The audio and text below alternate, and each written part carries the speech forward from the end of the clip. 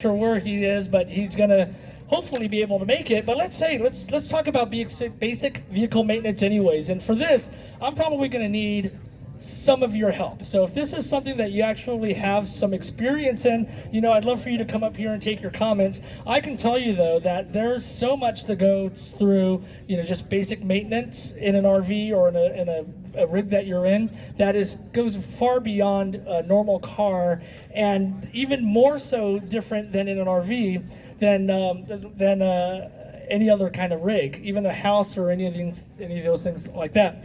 It was funny because when I first moved into an RV, I was in a manufactured one. I was in a C-Class, and just going down the road, everything was great. But then I remember about a year into it, I started having slide issues to the point where we had to rebuild that entire system. And someone went to me and said, well, didn't you just lube your slide? Didn't you grease it every once in a while? Because I'm taking it off-roading, it's getting dusty. And I was like, nope, didn't think of it. And there's times where water pipes, you hear that, if you have your water pump on and you hear that, and it's trying to pressurize, it means you got a leak somewhere, and there's all these different things that I didn't know when it came down to protecting and just maintaining my RV, that if I just known these really basic things, it could have saved me so much time and money and expense just going along that. So when we're talking about basic vehicle maintenance here, I think we're going to talk about a couple things. We're going to talk about how to maintain your rig as far as the RV and the living portions of it. And then we should also be talking about just the rig itself, from tires, tire maintenance, tire rotation, to oil changes, and all that basic stuff. So again, if you guys have had stories, if you have tips or tricks that you want to share, if you have a product or something that we should look at, we should definitely be able to cover everything. If you guys have something that you want to be able to contribute to the crowd, we're going to kind of crowdsource this, and I'm going to be asking the help from our other volunteers as well. We have so many people with years and years and years of experience on the road that I just know that we are all going to pick up some great tips and secrets on how to be able to live life on the road, because you're never really stuck. Chime in whenever you want. Yeah, okay. There's a mic right there. Yeah. You're never really stuck. The one thing that I've noticed is when I'm in my rig and something goes wrong, my head goes to worst case scenario. Oh my gosh, no, it's the electrical, it's the inverter. Oh, I'm gonna have to spend $3,000, $4,000 to replace this. Oh, I'm gonna be out and it's gonna go into the shop and it's gonna be gone for days or weeks. And where am I gonna live? And how much is the hotel gonna cost? I get all these crazy thoughts in my head right when something goes down. And in reality, it's never that bad. It's hardly ever that. It's never really that bad. You just kind of have to stop and take that breath and kind of look and go, all right, let's look at this, with a clean head. Because I go into panic mode right away, Oops, sorry. There you go. Why don't we start off with a quick preventive tip? You mentioned tires. Yes. What do you think? How old can tires get before they blow up and ruin our day? Well, as a non-tire expert, I can tell you that all kind of depends. If you take care of your tires, if you rotate them, you keep them at the proper air pressure, you keep them out of that sun. You see cars, especially out here, with little tire covers protecting their wheels. That sun, even in the winter out here, can be brutal on your tires. It prevents cracking and all that. So if you take care of your tires, they're going to last longer. As far as the general rule of thumb, what's that? Is it a penny trick where you take the penny and you stick it into the threads? Does anyone know that one? It costs only a penny and you get the penny back to test it, and I think that's always a basic thing. Someone pointed out on my van, and they were spot on. This was about 4 months ago. So I was out camping and somebody was just walking around. They looked at my tires and they were like, you're wearing, they're uneven a little bit. You're probably going to need to replace those in a couple months. And I was like, this thing has less than 30,000 miles on it. It's fine. It's like, I've got a little, but I haven't budgeted for new tires right now. That's later. I just got these. And sure enough, right around November, right around Thanksgiving, something happened and I had to replace all, and as a matter of fact, I didn't have to replace 2. I had to replace all 6 of the dualies in the back. So that was a crazy unexpected expense, and it just turned out it's because when I bought the van used, I didn't have it aligned. I just made an assumption that the alignment was good, and it turned out it was not, so. And in addition to that, especially some of us are in older Class A's or any of those motorhome type big heavy vehicles. tire safety is so much more important than a small car, because if a tire blows out, you're off the road, possibly upside down. And do you guys know what to do in the event you have a blowout in your rig? Or more important, what not to do? Your instinct is, if you're driving down the road on the freeway at 55, 60, 65 miles an hour, you have a blowout somewhere, your instinct is to pull over as quickly as you can and get to safety. And to do that, you normally tap on the brakes or hit the brakes, and that's not what you're supposed to do. If you're driving down the road and you have that blowout, you're going to lose control. That steering wheel is going to shake. You got to lean into that gas a little bit to get that traction back to guide you safely up and off onto that road. If you hit your brakes, you can start to fishtail and you can lose control of that car really fast. Yeah, and there's a beautiful video on it. It's on YouTube. It was created by one of the RV manufacturers or dealers, and they show demos in a training class of having people do that and simulating that blowout. You stomp on the gas to stabilize, and then slowly and then slowly let off as you get control of the vehicle. But to prevent that, check the date on your tires. A lot of people don't know this. Every tire, since I forget when, has a DOT code on it. It's kind of in an oval circle thing. Sometimes it's only visible on one side of the tire, so you have to crawl under your rig and read it from the inside. And it gives the week and year that that tire was manufactured.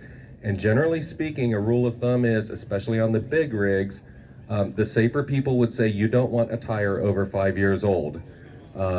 Once you get into 6 and 7, it starts getting risky. If you follow these RV groups on Facebook, the blowout stories, they happen more than you think, and they are scary and dangerous. So one preventative step you could do is look at that date code, start planning and budgeting. Budgeting is so important to so many of us, and is so much cheaper to replace tires, as expensive as they are, than it is to fix a broken, wrecked RV.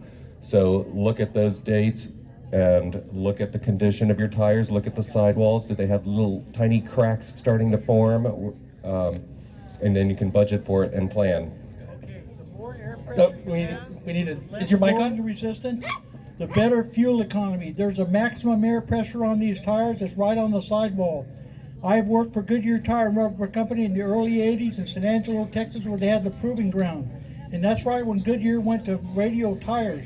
Radial tires give you better fuel economy because the sidewalls flex on them. So that placard on your car is for the guy that has no clue what he's doing, but has no man's. I have a load range C tire, which is maxed out at 50 pounds of air, and that's what I run is 50 pounds of air. I do not go by the placard because I want the fuel economy, I want the longevity of the tire. The regular tire is 5 years maximum, because what happens is the rubber gets ozone, and the ozone just eats out the sidewalls of the tire, and that'll take you out. I actually buy Michelin tires, and the reason is those tires are good for 7 years, and every tire that comes out of a Michelin factory is x-rayed. No other manufacturer does that I know of. But Michelin tires do not give a road hazard warranty because they x-ray the tire. Okay? And the air pressure, it really is just more important. Air pressure and oil changes. You know, tires are not a sexy topic to talk about, but it's probably the most important when it comes to your rig. Without them, you're screwed. You know, so it can really, really ruin your trip if you ignore your tires. Yeah. Excellent. Shall we Another take a question? Yeah. My name is Nick, and I was a mechanic for probably 15 years, and I was a crappy mechanic, but I learned a lot, and one of the things that everyone can do is pull out your owner's manual and go through and read it. It's amazing the information that's in there, and if you don't understand what's in that owner's manual, have someone that can walk you through with you, but that makes all the difference in the world. You know, we're talking about, well, solar isn't working or whatever. If you're going down the road and you break down, that's a big unplanned expense. And a lot of things can be prevented by understanding about your vehicle. If you don't have an owner's manual, go out on eBay, put in your specs on your vehicle, and there's somebody from a wrecking yard or whatever that will send you one for $10 or $15. one of the best books you can buy, if you don't already have one, is an owner's manual. On the road, if you are a little low on coolant and don't have coolant, be sure you put distilled water in, because a lot of the vehicles nowadays have alloys that are incompatible with the minerals that are in water that you can put in. So it'll potentially cause you a problem. If you put in distilled water, later on you can put straight coolant, get the right percentage, and you're good. If you still have the old style batteries, again, use distilled water. That way they won't corrode like they would with mineralized water. There's just so many little things that you can pick up that will help you. And I agree with the 5 to 7 year rule on tires. I've had great looking tires that I've painfully had to get rid of because they do break down. Now, if you drive 40 miles an hour down the road, it's not a big deal, but if you're on the freeways, you really need to stay on top of it, especially if you've got a big rig that might go all over the place. Thank you. Before we leave, I got a question here. As a mechanic, and if there's other mechanics or someone else, you have a different opinion, I'd love to hear it. You know, I was used to, you know, I started driving a while ago before they had these fancy computers in cars and stuff. And I remember always hearing, oh, you need to change your oil every 3,000 miles. And then I found out that was just a slogan that was created by Jiffy Lube or something like that to get you to bring your car, and you don't really need it that much. And then now these new cars have these fancy computers in them, and they actually tell you it's time to change your oil and all that. Based off of your experience and what should I listen to? What's the right thing to do? Is it the computer? Do I check it myself? Is it mileage? What should we be doing to make sure we always have good oil in our vehicle?